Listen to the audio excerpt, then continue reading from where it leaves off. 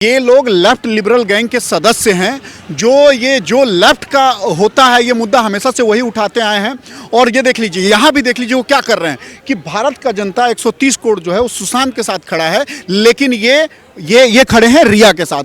तो ये साफ साफ दिख रहा है कि ये अभिव्यक्ति की आज़ादी पे कुछ भी उल्टी कर देते हैं, कुछ भी बोल देते हैं। तो ये शुरू से आदत है कि जब इनको अटेंशन नहीं मिलता, ये अटेंशन सीकर हैं, इनको अटेंशन नहीं मिल रहा है, लोग इनको भाव नहीं दे रहे हैं, तो ये कुछ भी जहर उगल देते हैं और ताकि इनको अटेंशन मिले, लोग इनके बारे में बातें करें।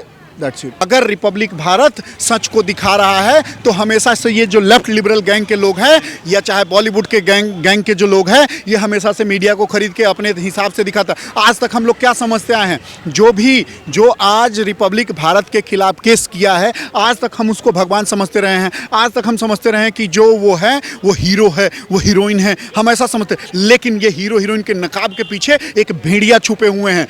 ये इनका जो काला चेहरा है वो सबके सामने आ चुका है। अब जब सबके सामने आ चुका है तब इनकी असली औकात हम दिखा रहे हैं, इनका बॉयकॉट करके। तो ये कब किसी भी तरह अपना छवि बचाने के लिए, किसी भी तरह जब इनको लग रहा है कि इनके पैरों तले जमीन खिसक रही है, तो अपना छवि बचाने के लिए जबरदस्ती ये अर्नब गोस्वामी के ऊपर सवाल खड़ा कर रहे हैं। महाराष्ट्र गवर्नमेंट ने इस संविधान को ताक पे रख दिया और संविधान के साथ छेड़छाड़ और खुला वो देखा जा सकता है कि कैसे संविधान की वो धज्जियां उड़ाई गई है महाराष्ट्र में। लेकिन सीबीआई ऐसा नहीं करेगी। सीबीआई पे हमें पूरा भरोसा है कि न्याय मिलेगा और बहुत जल्दी हम लोग को पता चल जाएगा कि कातिल कौन है और बहुत जल्दी उनको सजा भी होगी। तो हमें न्याय, देखिए हम बाबा साहेब अम्बेडकर के बनाए। नमस्कार दोस्तों, मैं मोहित सिंह और आप देख रहे हैं भारतीय टाइम्स। आज हम फिर जंतर मंतर पे हैं और आज एक बार फिर प्रोटेस्ट चल रहा है शांतिपूर्वक और आज कैंडल मार्च हो रहा है यहाँ पे। और हमारे साथ आज धीरज पांडे जी हैं, इनसे हम बात करेंगे जिस तरीके से देखा जा रहा है सीबीआई खुलकर कुछ कह नहीं रही है और कुछ सामने भी नहीं आ रहा अभी तक। तो सर किस तरीके से देखते हैं, सुशांत को न्याय मिलेगा या नहीं?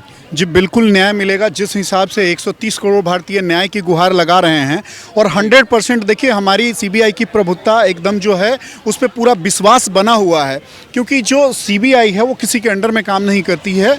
ये एक निष्पक्ष जांच एजेंसी है जिस पे पूरा भारत के 130 करोड़ जो जनता है वो विश्वास करती है और ये विश्वास पे खड़े उतरेंगे और न्याय मिलेगा और दोषियों को सजा होकर रहेगा। सर, स्वरा भास्कर और फरहान अख्तर जैसे बड़े बड़े सेलिब्रिटीज़ कहते हैं कि जनता रिया से माफ़ी मांगे और यहाँ तक कि रिया ने खुद कबूल भी किया था कि वो ड्रग्स लेती हैं। ये लेफ्ट लिबरल गैंग के चाटुकार हैं। चाहे आप स्वरा भास्कर को ले लीजिए जो टुकड़े टुकड़े गैंग की एकदम सरगना की मास्टरमाइंड है, और चाहे ये लोग लेफ्ट लिबरल गैंग के सदस्य हैं। जो लेफ्ट का होता है ये मुद्दा हमेशा से वही उठाते आए हैं। और ये देख लीजिए, यहाँ भी देख लीजिए वो क्या कर रहे हैं कि भारत का जनता 130 करोड़ जो है वो सुशांत के साथ खड़ा है, लेकिन ये खड़े हैं रिया के साथ। तो ये साफ साफ दिख रहा है कि ये अभिव्यक्ति की आज़ादी पे कुछ भी उल्टी कर देते हैं, कुछ भी बोल देते हैं। तो ये शुरू से आदत है कि जब इनको अटेंशन नहीं मिलता, ये अटेंशन सीकर हैं, इनको अटेंशन नहीं मिल रहा है, लोग इनको भाव नहीं दे रहे हैं, तो ये कुछ भी जहर उगल देते हैं और ताकि इनको अटेंशन मिले, लोग इनके बारे में बातें करें। That's it. Sir, Sushant case करीबन 4 महीने हो चुके हैं और अभी तक कुछ सामने नहीं आया और यहाँ तक अब रिया चक्रवर्ती को जब बेल मिली उसके बाद अब सुना जा रहा है कि वाइल्ड कार्ड एंट्री मिलेगी बिग बॉस में। इसको कैसे देखते हैं आप? देखिए, मुझे भीमराव बाबा साहेब अम्बेडकर के कानून जो संविधान बनाया हुआ है उस पर पूरा विश्वास है।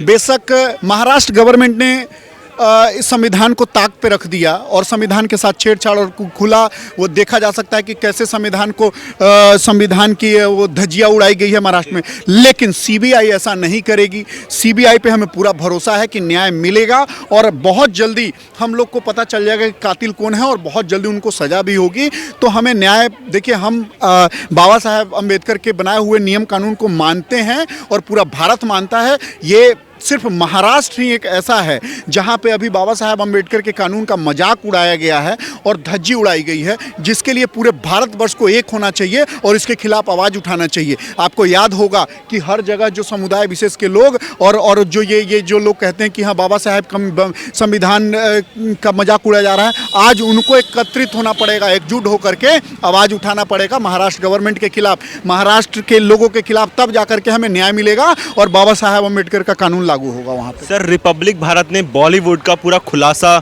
कर दिया और उसके बाद और आज ही पूरा बॉलीवुड जुट होकर रिपब्लिक भारत के खिलाफ कोर्ट जाती है, इसको कैसे देखते हैं आप? जी देखिए, बिल्कुल ये अभी का जो टाइम है, रिपब्लिक भारत या अर्नब गोस्वामी जी राष्ट्रवादिता का काम कर रहे हैं और लोग का आंख खोलने का काम कर रहे हैं। अगर रिपब्लिक भारत सच को दिखा रहा है तो हमेशा से ये जो लेफ्ट लिबरल गैंग के लोग हैं या चाहे बॉलीवुड के गैंग के जो लोग हैं, ये हमेशा से मीडिया को खरीद के अपने हिसाब से दिखाता। आज तक हम लोग क्या समझते आए हैं, जो आज रिपब्लिक भारत के खिलाफ केस किया है, आज तक हम उसको भगवान समझते रहे हैं। आज तक हम समझते रहे हैं कि जो वो है वो हीरो है, वो हीरोइन है, हम ऐसा समझते। लेकिन ये हीरो हीरोइन के नकाब के पीछे एक भेड़िया छुपे हुए हैं। जो ये इनका जो काला चेहरा है वो सबके सामने आ चुका है। अब जब सबके सामने आ चुका है तब इनकी असली औकात हम दिखा रहे हैं, इनका बॉयकॉट करके। तो ये कब किसी भी तरह अपना छवि बचाने के लिए, किसी भी तरह जब इनको लग रहा है कि इनके पैरों तले जमीन खिसक रही है, तो अपना छवि बचाने के लिए